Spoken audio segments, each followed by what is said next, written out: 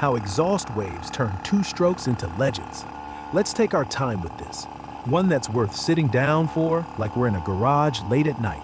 Engine still ticking, coffee going cold.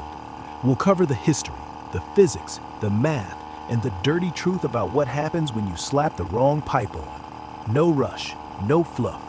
It all begins in the ashes of World War II. East Germany, 1950s. The country's wrecked, factories bombed, steel scarce, people hungry.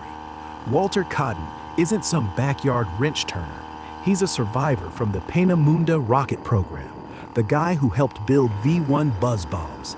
He knows gas flow, pressure waves, acoustics. After the war, the Soviets grab his brain, then dump him into motorcycle repair at MZ, Motorrad Zschopau. The bikes? Junk. Two strokes with straight pipes. Exhaust opens, hot gas blasts out, and half your fresh fuel-air mix just whooshes right back into the sky before the piston seals. Power? Barely enough to climb a hill. Kaiden looks at that waste and thinks, what if we catch it? What if the pipe isn't a drain, it's a pump? He starts with old DKW designs. 1930s racers had bulbous exhausts that hinted at something. Then he pulls in Kurt Kemp's notes from '52. Cones, flares, reflections. But Cotton goes further. He scavenges an oscilloscope, military surplus, probably still warm from spying, and wires it to the pipe. He listens, not with ears, with graphs. Pressure spikes, dips, echoes. By 1955, he's got it. A chamber shaped like a trumpet. Straight header to keep the wave fast. Diffuser cone that widens sharp. Drops pressure, creates vacuum. Belly for volume. Baffle cone that narrows, flips the wave positive. First dyno run, 40% more horsepower. MZ's 125cc racers start beating West German teams. 13 Grand Prix victories. The East wins with West Tech. Ironic, right? The secret leaks fast. 1961, Swedish Grand Prix. Ernst Degner, Cotton's top rider, defects. Hides in a teammate's car trunk, crosses the border, takes blueprints to Suzuki. 1 year later, Suzuki's 50cc wins the World Championship. Yamaha copies, Kawasaki, Honda. By the mid-60s, Japanese two-strokes dominate. What Cotton built in rubble becomes the backbone of GP racing. He stays in the GDR, keeps tweaking till the Berlin Wall crumbles. Quiet hero, no fame, just results. Now, why does it actually work? Let's break it down slow. Engine fires, piston drops, exhaust port opens around 110 degrees after top dead center. Hot, high-pressure gas, 500-600 psi, shoots out like a gunshot. That creates a compression wave, travels down the header at roughly 1,700 feet per second. Speed varies.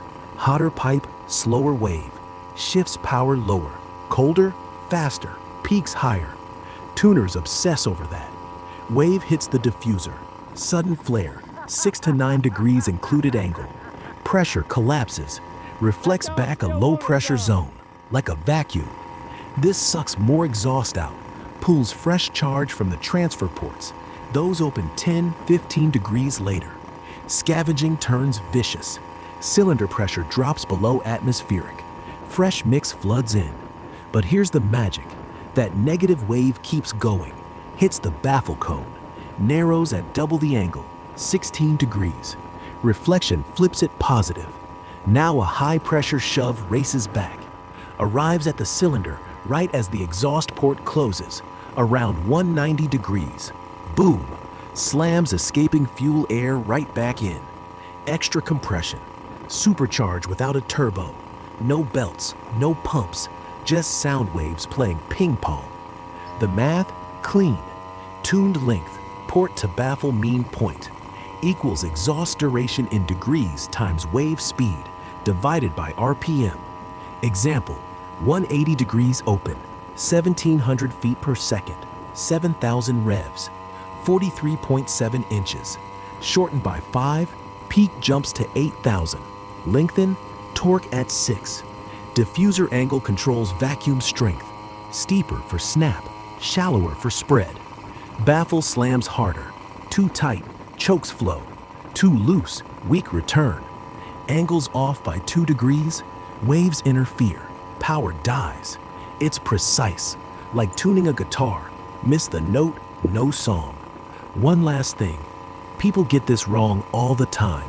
You grab a chamber from another bike, KX250 pipe on a YZ125. Different ports, bore, stroke, timing shot. Wave arrives early, slams hot gas back. Piston cooks, ring sees.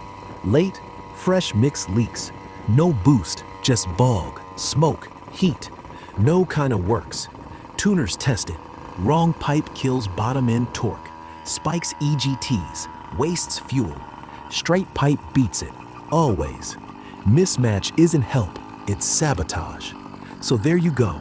From Cadence oscilloscope scribbles in a ruined factory to every dirt bike screaming today.